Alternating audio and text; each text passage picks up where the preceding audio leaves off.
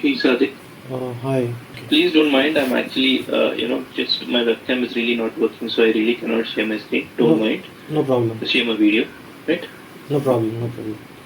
Yeah, right. So Sadik, right. So let's get started. Mhm. As you are aware, today you are here for a phone screening round, right? Where I'll just try to evaluate you based on, not evaluation. This is just the introduction round where I get to understand what is your high-level knowledge of Linux. And during the interview process, I'll be making some notes. So don't think that I'm actually not listening to you, but I'm Mhm. actually making notes of really what you're telling. Okay, And at any understood. point in time, if you want to take a break, feel free to let me know and take a break. Okay. Okay, okay, With that being said, we can quickly start off. You can quickly introduce yourself to me, and let's get started. okay. First of all, thank you for providing me this opportunity.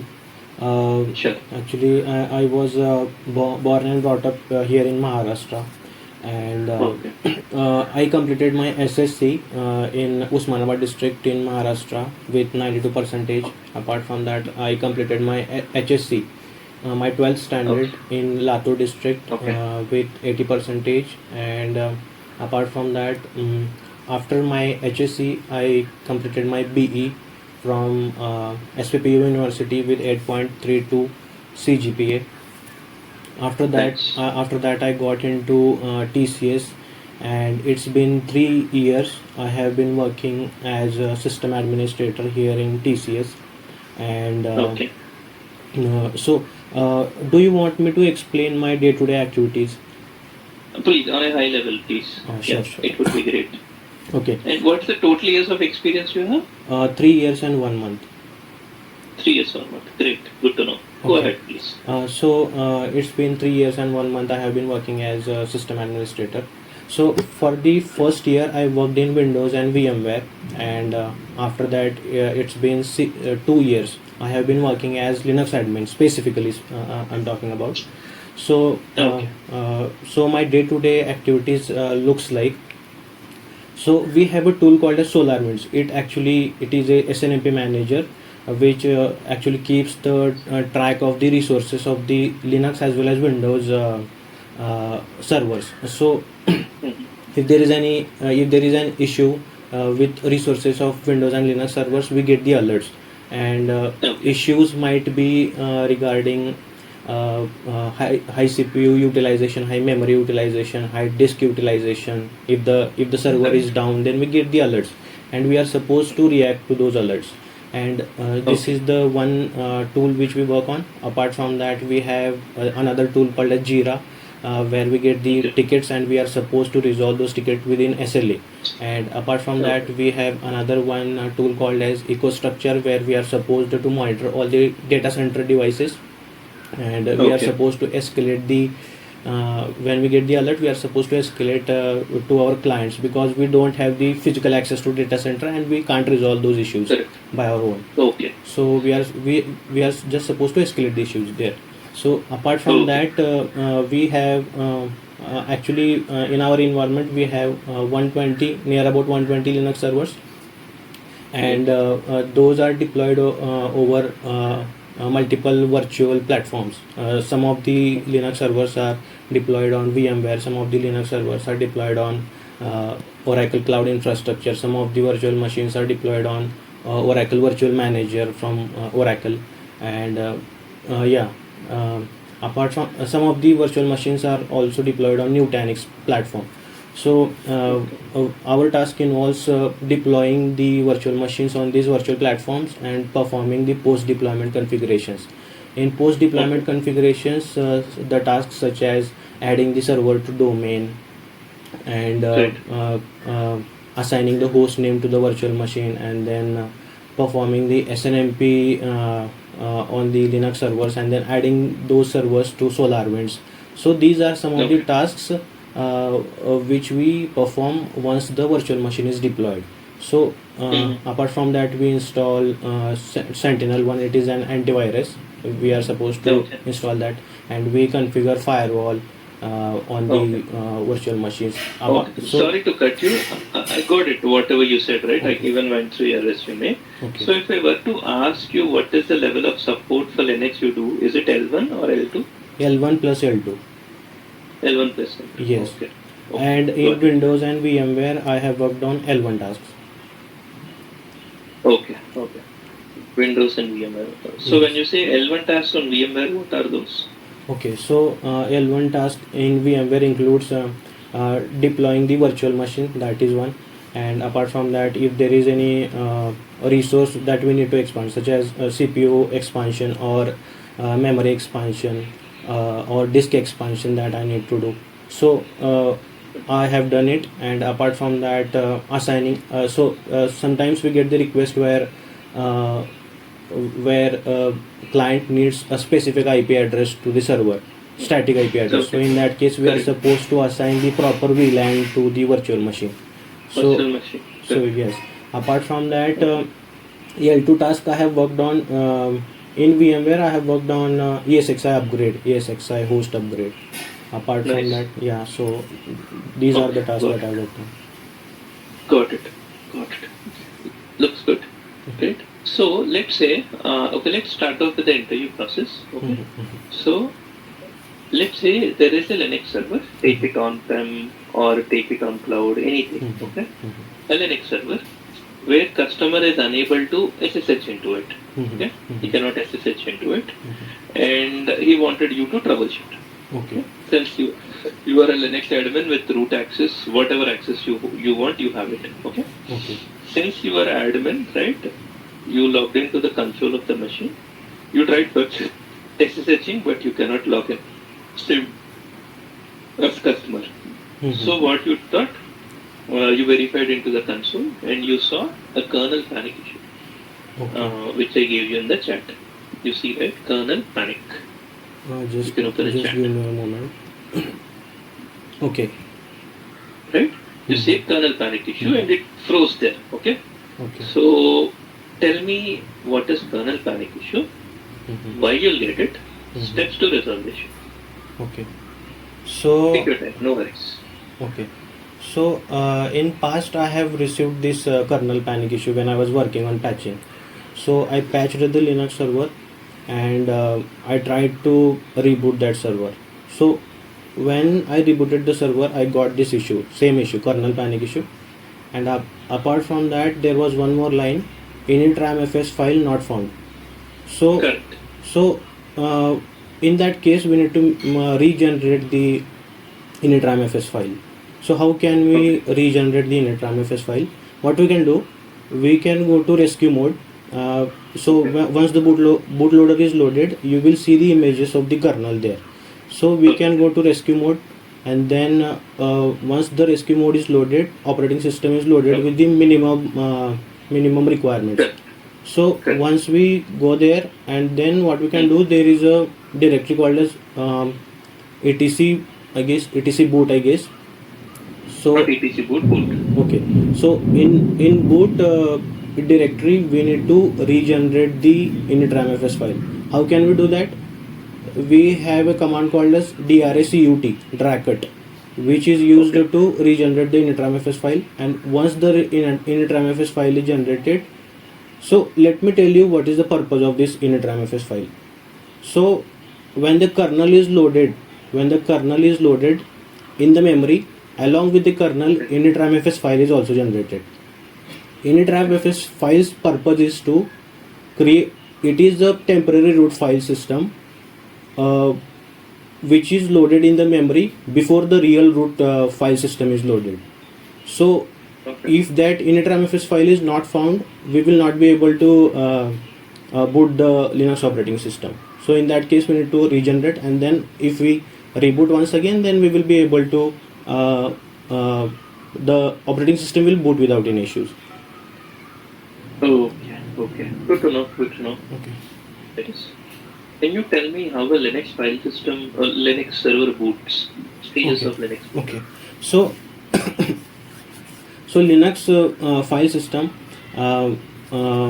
When we power on the Linux server, what actually happens is the first program which executes is BIOS, basic input output system, which actually executes post. It means power on self test, where actually it actually tests the hardwares if they are functioning properly or not. So once this is completed, the Right. BIOS gives the control to something called as MBR, master boot record. So master boot record is actually 512 bytes of program which is present in the first sector of the bootable device. So Okay. this master boot record actually, what we can say, it actually uh, lo- it actually executes the bootloader, and then the bootloader executes the grub. So actually see, at this point we will be able to see the kernel images. At this point we will be able to see the kernel images, and we will be able to select which by using which kernel image we want to boot. Okay. So once the kernel image is selected, the kernel is loaded in the memory along with the init ramfs file. And init ramfs files, I have told you the purpose. It is actually the temporary root. Okay, so I will skip that. Please. So once the kernel is loaded in the memory, it actually it actually creates the process called as init. It is the first process whose process ID is 1. So once the init process is generated, the init process will generate the other processes, and after that, once the init process is generated, we at this point in the backend, I think there are run levels actually. So in run level, there are, I guess, 7 run levels: run level 0, run level 1, 2, 3, 4, 5 and 6. So run level 0 stands for shutdown, and run level 6 stands for reboot. I'm fine with it. I'm fine with it. Okay. I'm very not specific guy. Like, Okay. I don't want you to remember everything. Okay. Oh, okay. So my intent is not to just ask information which is there in Google, right? You can simply Google it, but you should know the boot process, right? That's the intent. Okay. Yeah. Right. So, do you know what is stage 1.5 Linux booting process? The different stages, right? What is stage 1.5? Any idea? 1.5. Stage 1.5. Actually, I'm not sure about that. Okay, that's okay. Okay. Let's keep going. So there are different file systems, right?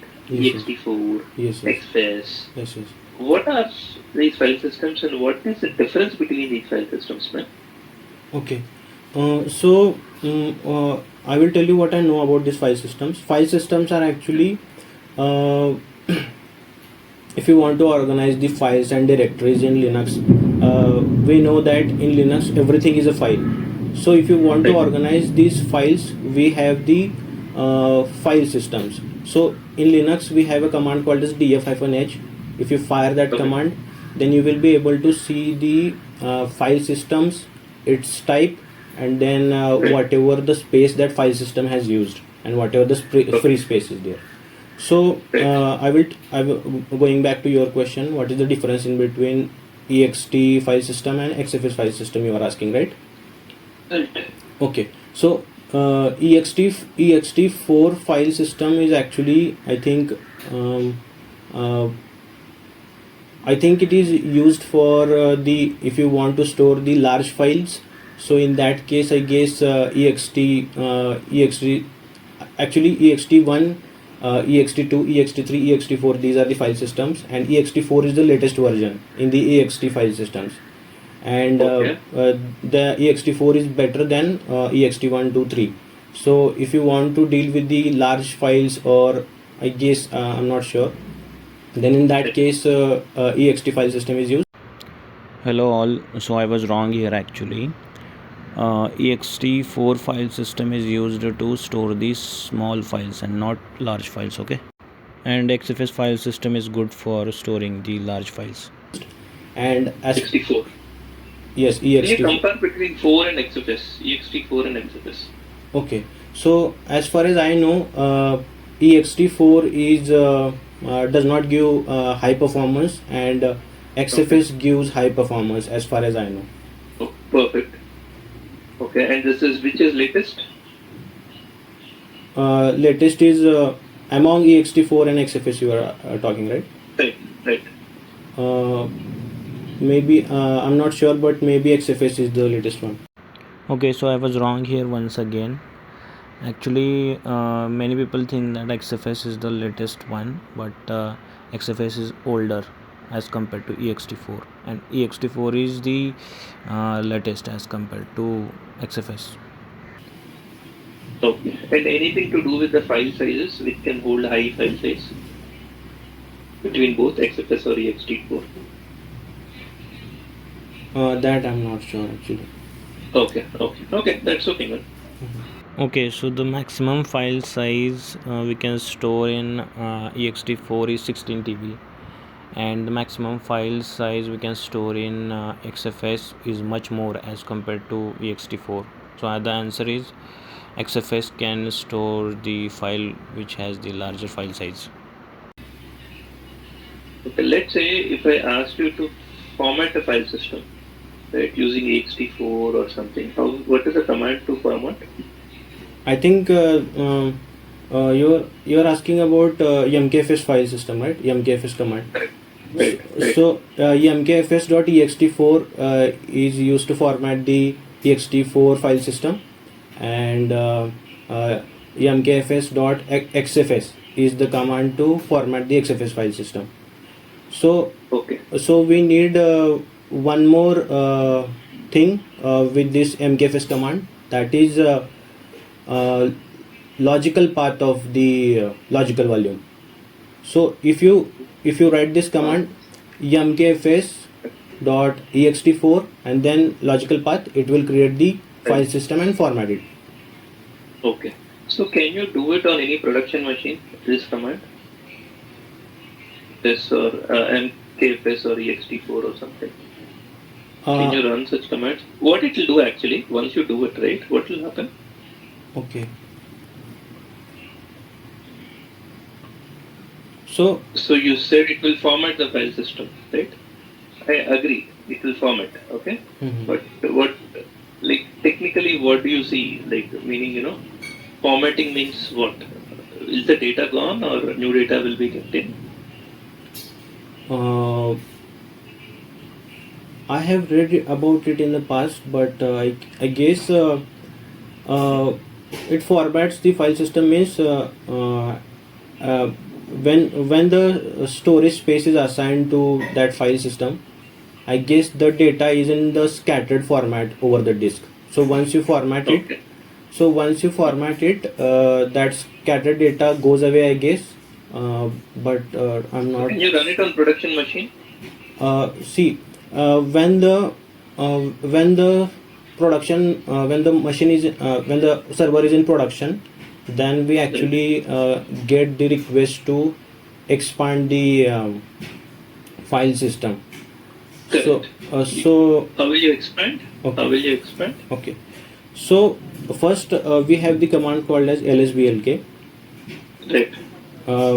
If I fire that lsblk, it will show us the block devices on the Linux server.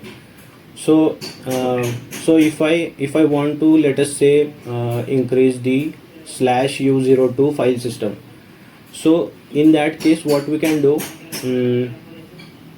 we need to check. If I fire lsblk, it will show this u02 file system and the disk associated with that file system. So what we need to do, we need to increase that disk first. We need to increase that disk, and then we need to increase so how we can increase the disk? So if it is dev xvda disk which is associated with the root volume, or /u02, so we need to expand. We will first check the size of that disk, and we will go to vCenter, and we will check. You added one. I understand. You added it. Then come to the next. Yeah. Okay. So what we can do?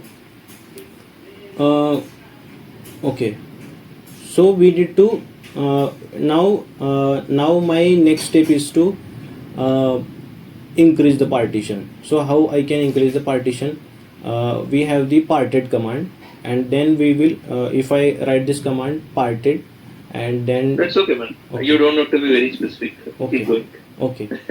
So if I fire this command parted, and the disk name, and then we will resize part command is there also.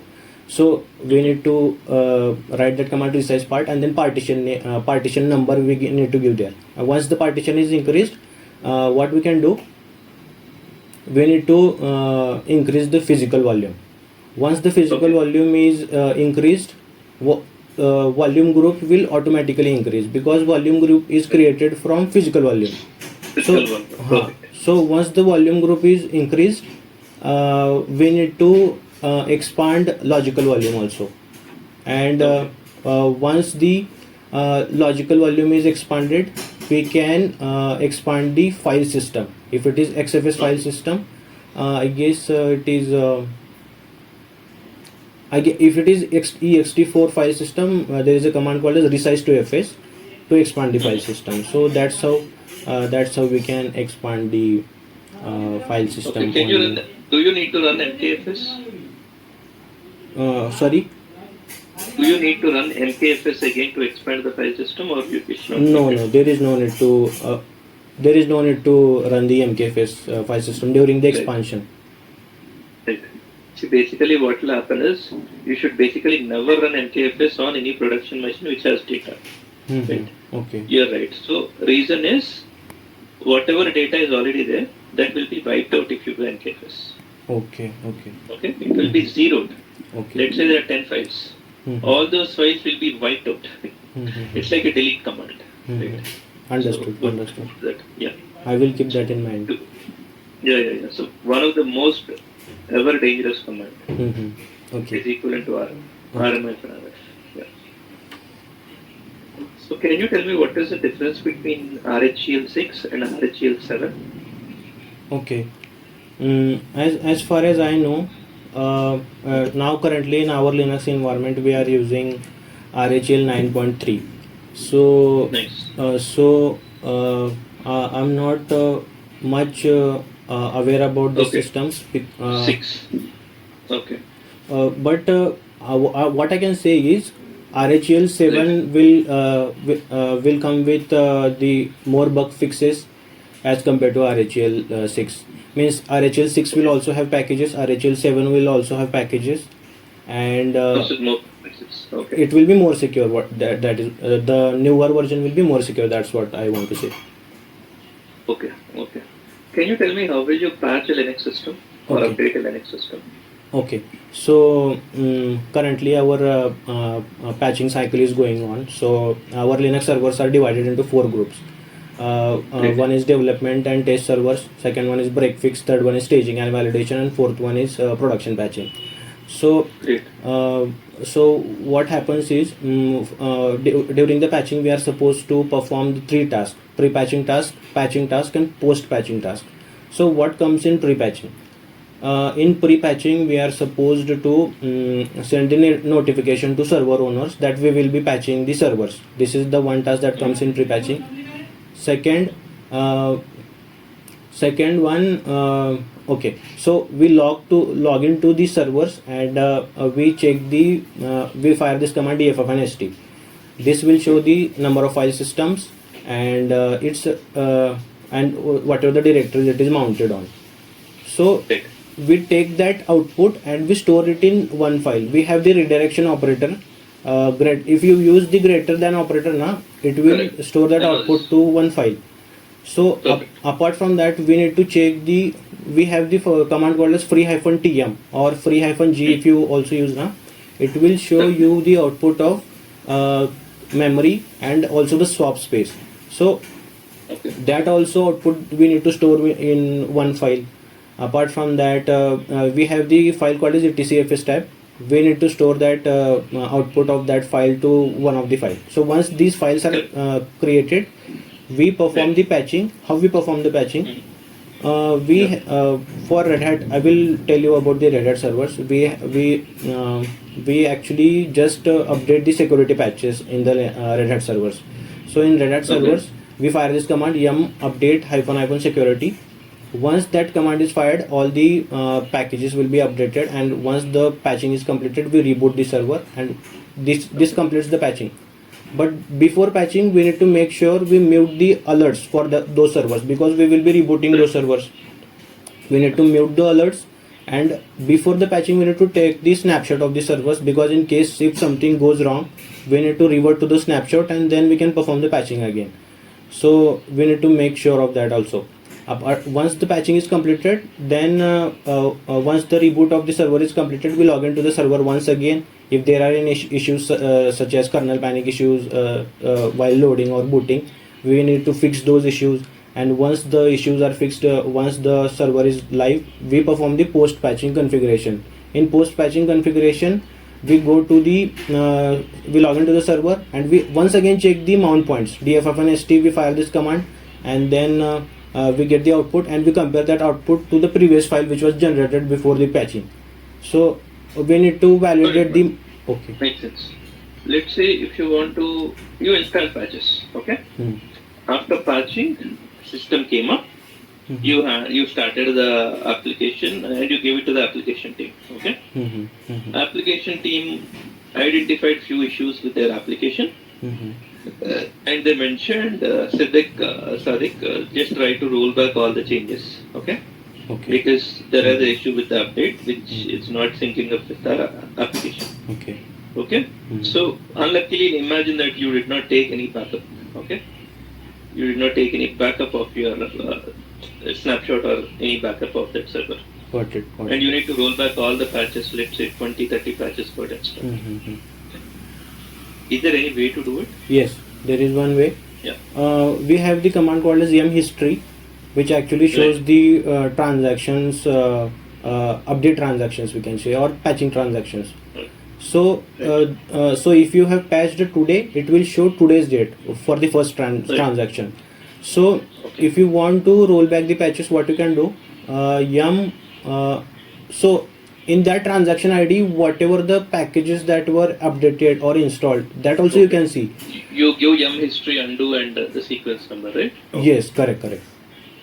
Okay. Got it, man. Okay. Good to know that. Okay. So imagine I mentioned I gave to you one server, okay, Linux server, okay. It is slow, okay. There's only one application running, it's very slow, okay. Don't think of any load balancers, single server, single application. Okay? Till yesterday you accessed website very fast, which is very fast, which is configured on that website, on that server, okay. 2 seconds you are able to load the entire web page. Starting today morning, you are seeing that website is taking 1 minute to load. Where is 2 seconds? Where is 1 minute? Okay, a lot of difference. You thought there is a network lag, so you reached out to your network team. Network team verified everything from server and they confirmed there is no issue from networking side. Some issue is there within the server which is causing you this slow performance of website. Okay, so you are a system admin with complete root access. And I want you to troubleshoot. You can tell me how you will troubleshoot, the approach. Okay. So, what I can do, we have the command called as ping. I guess. Okay. Network team verified, right? Latency. Okay. So, what I can do, I can check the logs. We have the directory called as var log, and inside that var log, so many logs regarding sendmail, logs regarding crons. So logs regarding application might be also present, might be also there in the operating system. So we can check the logs and we will try to find out what is the issue. We can do cat and then log and then grep for error. We can grep for error. So we can start the troubleshooting from there. Right. And might be in that one day our application might have generated a lot of data maybe, and now the system is asking for maybe resources of the server might be highly utilized. That might be the reason. Let us say if the disk is high utilized, more than 90%, that might be one reason. or Okay, disk all good man. Imagine disk is, you have enough disk space. How will you verify CPU utilization? okay. So if the CPU utilization is high, then what we can do, we have the Command please. How will you verify?